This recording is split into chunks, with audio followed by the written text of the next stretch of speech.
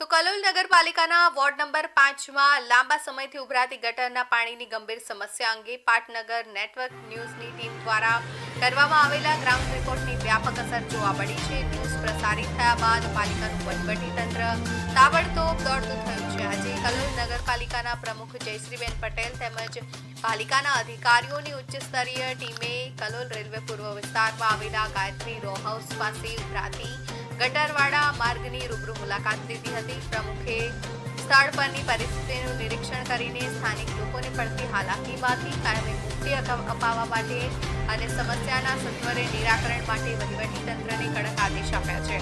આ અંગે વિસ્તારના રહીશ શૈલેષભાઈ રાઠોડે મીડિયાનો આભાર માનતા જણાવ્યું હતું કે ન્યૂઝ અહેવાલના પગલે જ તંત્ર સંભાળું જાગ્યું છે અને વર્ષો જૂની સમસ્યાનો હવે અંત આવશે તેવી આશા બંધાઈ છે।